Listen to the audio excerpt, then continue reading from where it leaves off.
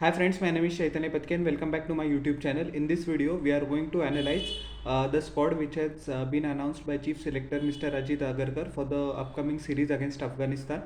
India plays Afghanistan in 3-match T20 international series. The matches are going to take place on 11th, 14th and 17th of Jan at Mohali, the Holkar Stadium in Indore and the M. Chinnaswamy Stadium in Bangalore respectively.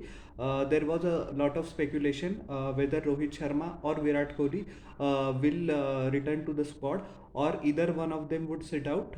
But as we saw that Rohit Sharma has returned to the Indian T20 international side after a span of almost 13 months. As we remember, the semi-final defeat by 10 wickets against England at Adelaide was the last time both Rohit Sharma and Virat Kohli were featured in a T20 international in India. They played the IPL after that, but the selectors were experimenting with Yashasvi Jaiswal and Ruturaj Gaikwad as openers. So there was a lot of speculation whether they both will play or whether they have to prove their form and fitness in the IPL. But the selectors, I think, have made a good decision. It is better not to discard the wealth of experience that these two bring.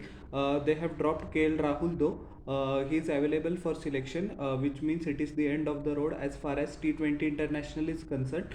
We know that KL Rahul opens the batting for Lucknow Super Giants, but as far as the Indian team is concerned, he is clearly not in the picture at the moment. So first of all, we will take a look at the batters. Rohit Sharma returns as captain. As we know, he had a tremendous World Cup. Unfortunate that he couldn't convert his starts into big ones, but he gave the much needed impetus on which Virat and co capitalized later on throughout the tournament. Very unfortunate we lost out, but that is a different matter altogether. Shubman Gill has returned to the T20 squad as well. He was rested for the 5-match T20 international series against Australia right after the World Cup, and he didn't play against South Africa as well in the T20s. Virat Kohli returns. That is also a big uh, positive for the Indian team, as we know that he was the player of the tournament in the World Cup, scored at an average more than 95, and his strike rate in the previous IPL seasons has also improved by leaps and bounds, as we know that he converts ones into twos. He has the power hitting ability as well. When he needs to clear the ropes, he can at will at a strike rate of more than 139 plus, and he scored more than 500 runs. So both of them are there. Rinku Singh is going to bat in the middle order. He has the knack of finishing games from the last couple of months, right from where he made his debut against Ireland. And Tilak Verma is going to play. The bowlers are Arshdeep Singh.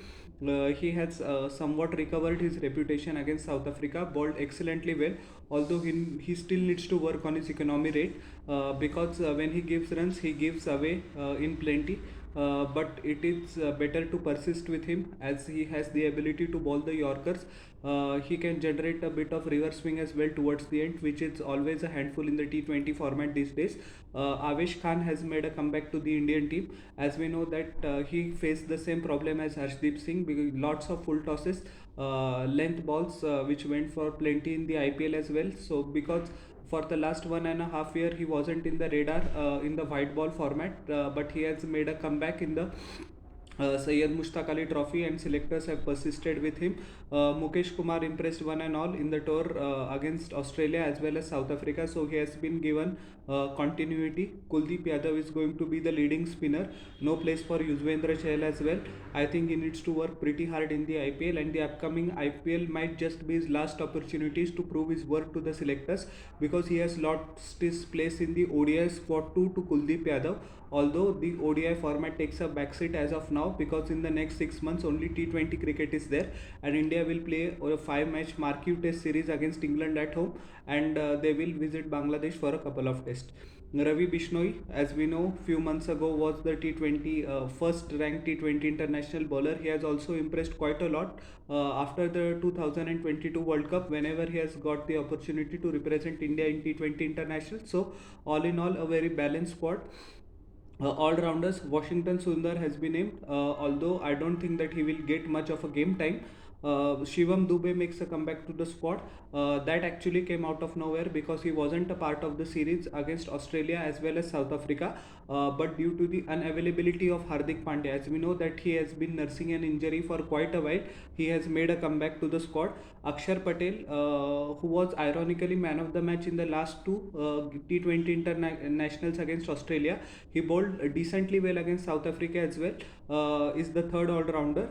As we know that Ravindra Jadeja's neck, there was a bit of a injury in his neck in the first test against South Africa because he missed that, and in the second test the fast bowlers ran riot, so he didn't have much to do either with the ball or with the bat. So he has been rested for this series as a precautionary measure for the 5-match test series against England, which begins at January 25. The wicket keepers in the squad are Sanju Samson and Jitesh Sharma. I think so both will play in the playing 11. Jitesh Sharma will play as a specialized wicket keeper, and Sanju Samson will be given a go at the lower middle order. As we know that he plays at number 3 for Rajasthan Royals, but he shouldn't be expected to play the same role in the Indian team because the number 3 will be Virat Kohli, and Rohit Sharma and Shubman Gill will open in all likelihood. Yashasvi Jaiswal has to sit out because the Indian captain has returned, and that is perfectly fine. Now we will look at the players who are either rested or injured. Jadeja and Shreyas Iyer both are rested. Keeping in mind the 5-match test series, as I said moments ago, Siraj and Jasprit Bumrah are also rested for the same purpose, for workload management. And there were a bit of injury concerns of Jasprit Bumrah in the second test at New Cape Town, which we saw. But he bowled excellently well, took 6 wickets. But as we know that he has had a history of injuries, so BCCI thought that prevention is better than cure. So it makes complete sense. Siraj has also been bowling consistently, and he needs to be rested properly because he, along with Shami and Bumrah, are going to play a vital part in the 5-match test series. As we know that we cannot expect each and every bowler to play 5 matches in the test series, because as we know that the spinner friendly tracks will be used. But at least 2 will play in each of the 5 tests, so it is better to give them rest and stay so that the bowlers stay healthy for the Marquee series instead of the T20 ones. Surya Kumar Yadav has been suffering from sports hernia, a video which I will make separately in a while. So he also misses out, as we know that he had that injury in the third T20 international against South Africa in Johannesburg. It is very pertinent to understand that he was also the stand-in skipper when Hardik Pandya was injured. So India has not named a designated vice captain for this series. Rohit Sharma will be the captain. And it is also expected that Surya Kumar Yadav will miss out on the domestic season as well, but that video comes later.